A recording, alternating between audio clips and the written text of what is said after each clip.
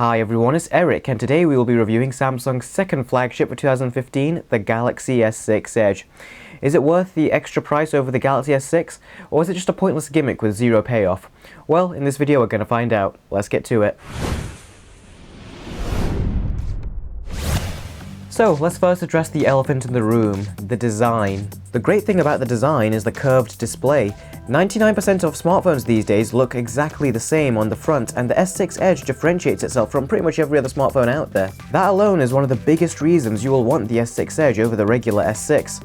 It also looks and feels super slim. I mean, the side of the phone is as thin as the volume and power buttons. The rest of the design is good, but we've seen it all before in other phones. I mean, the glass back obviously resembles the Nexus 4, and the bottom of the phone looks identical to an iPhone 6. That being said, even though the design choice is a collaboration of different smartphones, it all sticks together surprisingly well. The phone overall, though, looks very unique and is one of Samsung's biggest overhauls since the Galaxy S2. So, apart from the looks, what are the features of the Edge display? Well, this is gonna be quick. So first up is Edge lighting. Think of it as another version of caller ID. Basically, if your phone is face down and you're receiving a call, this will tell you who is calling from the color you've configured for that particular contact. You also get People Edge to check missed notifications, Information Stream which appears on the Edge display whilst the rest of the display is in standby, a night clock, and that's it. There really is nothing else the Edge display offers. Even Samsung doesn't tell you what else the display can do in the settings menu. So, plain and simple, the attraction of the Edge display is purely through aesthetics, as there is no worthwhile functionality here to justify the higher price tag. So, let's move away from the Edge and talk about the center of the display. This really is what it's all about, guys. This is without a doubt the nicest, clearest, crispest, and most colorful display I have ever seen, and that really is saying something. This is a 5-inch Super AMOLED display running at a 1440 by 2560 resolution, and that equates to an unbelievable 577 ppi. The screen is 100% perfect and has absolutely zero flaws. One of the biggest problems with AMOLED displays in the past was the unnatural colors and yellow tint they would have. Well, I'm glad to say that is a thing of the past. For the first time, every single color is represented perfectly. The whites in particular are so white and have no sign of a tint in them at all. The saturation's also not as aggressive as it's been with previous Samsung devices. The screen is just perfect. So perfect, in fact, that it doesn't look real. It looks like it's been green screened on. I don't think my eyes can be more impressed with a screen as they have this one. For the first time, I really don't know how any company can make a better screen than this. I would personally like to see a slightly bigger screen though. I've been using a Nexus 6 as my daily driver for some time now, and I can't go back to a 5-inch screen. So here's hoping we will get the exact same display, just larger, on the upcoming Galaxy Note 5. So the screen gets top marks from me. It's a shame the speaker won't. What is it with mobile phone manufacturers putting next to no effort in speakers these days? After all this time, all this development, all this progress with speakers, and to companies like Samsung, it's still an afterthought. I'm honestly not taking this anymore, and I am definitely not taking it lightly. Over the years, we have criticized Samsung about this, and they still haven't learned. The speaker goes very loud, and to its very little credit, it at least sounds better than the speaker on the iPhone 6 and 6 Plus, but that's really not saying much.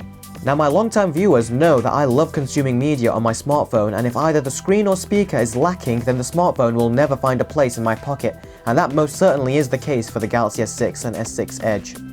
Moving on to a more positive note, let's talk about the performance. The S6 Edge has an octa-core processor and it just flies. Last year's Galaxy S5 lagged so much it was unbelievable, and that was largely down to TouchWiz. But this year, Samsung opened at least one of their ears and cut down on a bunch of its bloatware, and that really helps in all the right ways as the performance is stellar. The only time I notice a slight delay in performance is when you press the home button. Instead of being instant, there is a 1-second lag that is quite irritating. Also, I want to mention that Samsung really have to be commended in cutting down TouchWiz. Also, the fingerprint scanner makes a return, and it's a massive improvement over last year. You're not rubbing your finger along it anymore, instead you just place your finger on the home button and most of the time it lets you in. It's still inaccurate at times as it wants you to be very precise, but it's far better than last year. Alright, now let's talk about the camera. The S6 Edge has a 16 megapixel camera which is capable of 4K video capture. The camera, as you would expect from a Samsung flagship, is fantastic. The colors are accurate, the flash does a great job of lighting up your subject, and the image processing is far better than many current Android smartphones as it produces really nice and crisp images. The 4K video is also really good. Both indoor and outdoor videos have been really impressive, and the audio capture from the microphone has been exceptional. The Edge also sports a 5 megapixel front-facing camera, and what really took me by surprise was its field of range. Me and some colleagues were having a play around with the camera, and we didn't even have to stretch our arms that wide in order to take a decent selfie. That's another thing, Samsung hasn't forgotten about you selfie takers out there.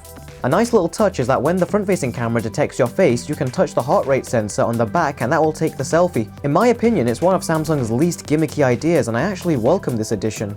In regards to battery life, the 2600 mAh battery has been acceptable. It's easily been able to last me through the whole day, but unless I have the phone in standby a lot, I can't really manage a second day. But when you think about it, it's really quite impressive how Samsung can fit a 2600 mAh battery into a device that is this thin. It begs the question, how come they didn't make it a little thicker and put in a bigger battery? But I can ask the same for all phone manufacturers. That being said, this is the first Galaxy S device where the battery is non-removable, so you can't carry around a second battery and swap between them when you're traveling. Also, incoming and outgoing call quality has been perfectly clear. However, the people on the other line couldn't hear me a couple times, so I had to call them again. That happened a bit too often, but maybe it's this review unit, as I haven't heard anyone else have this issue. So in conclusion, the Galaxy S6 Edge is exactly the same smartphone as the S6. Its only advantage is its unique design. The aesthetics alone is the reason you would want to buy this, as it's so simple yet so different. Does it justify the extra price? Only you can decide that, but if you're going to invest in a top-of-the-line smartphone, then it may be worth spending a bit more to get the exact model you want. As for me, the lackluster speaker and smaller screen size is reason enough for me to pass with this year's flagship. So that does it from me, guys. A big thanks must go over to Vodafone for sending me the S6 Edge over to review, and a big thanks to you guys for taking the time to watch this video. Please give it a thumbs up if you liked it, and also don't forget to drop a comment, and I will catch all of you next time. Take care.